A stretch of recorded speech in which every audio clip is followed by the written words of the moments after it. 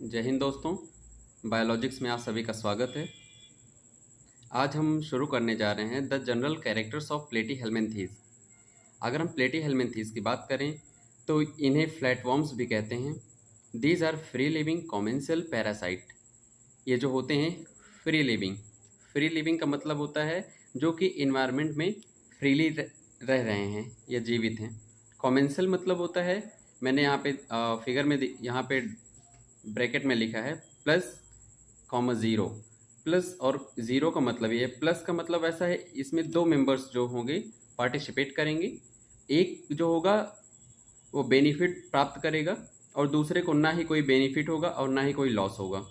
और थर्ड है पैरासाइट की अगर हम बात करें तो ये मोस्टली इंडो पैरासाइट्स होते हैं। This shows the tissue organ grade of body organisation. Body organisation की बात करें तो ये मल्टीपल स्टेप्स पे होते हैं। जैसे प्रोटोप्लाज्मिक लेवल पे बॉडी ऑर्गेनाइजेशन होता है, सेल्यूलर लेवल पाया जाता है, इसी तरीके से पाए जाते हैं। तो अगर प्लेटीहेल्मिन्थीज की बात करें तो यहाँ पे tissue organ grade of body organisation पाया जाता है। Body is diploblastic means presence of ectoderm, mesoderm and endoderm.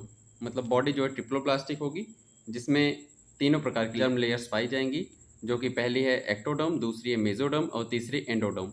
ये तीनों मिल करके ट्रिप्लोब्लास्टिक स्ट्रक्चर का फॉर्मेशन करती हैं। इसमें सेकेंड पॉइंट है shows bilateral symmetry and body became divide anterior head and posterior tell.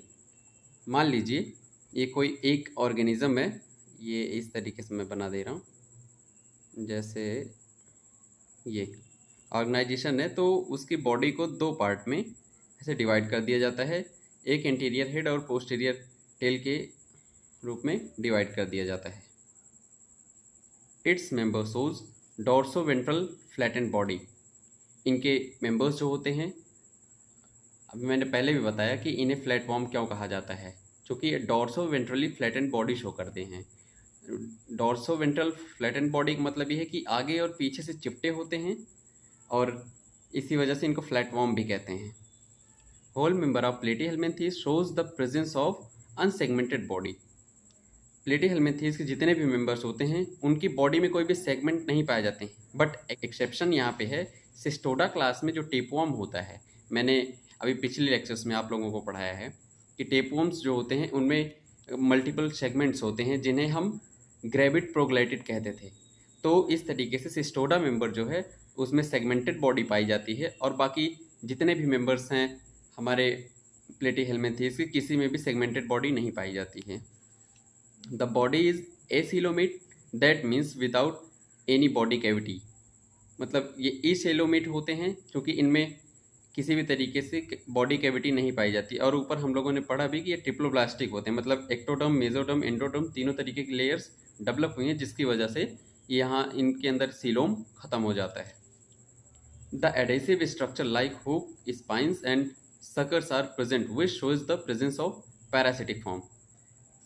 Parasites जो होते हैं क्योंकि वो होस्ट के ऊपर होते हैं इसलिए उनके ऊपर हुक्स, स्पाइंस और सकर्स प्रेजेंट होते हैं जो कि एक पैरासिटिक कैरेक्टर्स को रिप्रेजेंट करते हैं।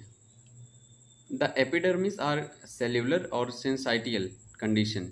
इनकी एपिडर्मिस जो होती है क्योंकि सेल से तो बनी है इसलिए सेल्यूलर लेवल को शो करती है। और सिंसाइटियल कंडीशन ऐसी होती है कि मान लीजिए कोई सेल है जिसमें न्यूक्लियर डिवीजन हो रहे हैं बट साइटोकाइनेसिस नहीं हो रही है। इसी कंडीशन में मल्टी न्यूक्लिएटेड सेल का फॉर्मेशन होता है और उसी तरीके की सेल से इनकी बॉडी बनी होती है, एपिडर्मिस बनी होती है। Digestive system incomplete type but absent in Cestoda class.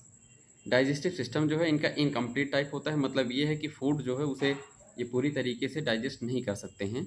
लेकिन सिस्टोडा क्लास के जो मेंबर है, जैसे सिस्टोडा क्लास में आता है टेपवर्म, तो उसके बारे में हमने पढ़ा है कि ये कम्प्लीटली इंडो पैरासाइट होते हैं और इसलिए इनमें डाइजेस्टिव सिस्टम नहीं पाया जाता है। चलिए आगे बढ़ते हैं। Skeleton system absent. Skeleton system इसमें नहीं पाया जाता है, किसी भी तरीके के बोन्स, कार्टिलेज, टेंडन, लिगामेंट्स कुछ भी नहीं पाया जाता है। रेस्पिरेटरी सिस्टम एब्सेंट होता है, ब्लड वेस्कुलर सिस्टम भी एब्सेंट होता है। Excretion is takes place by protonephridia और फ्लेम सेल्स।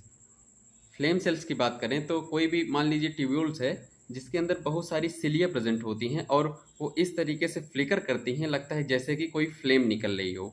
और ये अगर इनके काम की बात करें तो ये जैसे हमारी बॉडी में किडनी फिल्ट्रेशन का काम करती है, उसी तरीके से फ्लेम सेल्स भी फिल्ट्रेशन के थ्रू करती हैं। Nervous system is primitive type and ladder like means neuron directly attach to nerve cord. Nervous system जो है इनमें प्रिमिटिव टाइप का पाया जाता है। इसमें न्यूरॉन्स जो होते हैं वो डायरेक्टली नर्व कॉर्ड से अटैच्ड होते हैं। Sense organs simple eye spots present in free living members. Platyhelminthes के जो फ्री लिविंग मेंबर्स होते हैं उनमें सेंसरी ऑर्गन जो है वो सिंपल आई स्पॉट के फॉर्म में पाया जाता है। Most members are monoecious and well developed reproductive system.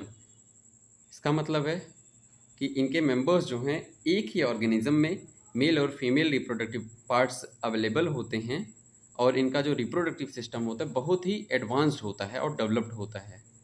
The fertilisation internal may be cross और self fertilisation development is direct और इनडायरेक्ट। मतलब इनमें जो फर्टिलाइजेशन होता है वो इंटरनल होता है और जो कि क्रॉस फर्टिलाइजेशन भी हो सकता है और सेल्फ फर्टिलाइजेशन भी हो सकता है।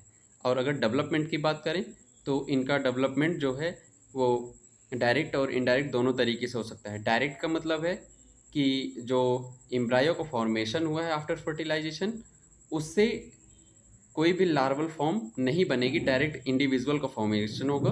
और अगर इनडायरेक्ट की बात करें तो इनडायरेक्ट फर्टिलाइजेशन जो होता है वहाँ पे पहले ऑर्गेनिज्म का एम्ब्रायो बनता है, फिर उसके बाद में लार्वल कंडीशन आती है, फिर उसके बाद में एडल्ट फॉर्मेशन होता है। इस तरीके से जनरल कैरेक्टर कंप्लीट हुआ। ऐसे ही वीडियोस के लिए हमारे चैनल को सब्सक्राइब कर लें और अगर आपको वीडियो अच्छा लगा तो लाइक कर दीजिए और अपना सपोर्ट बनाए रखिए।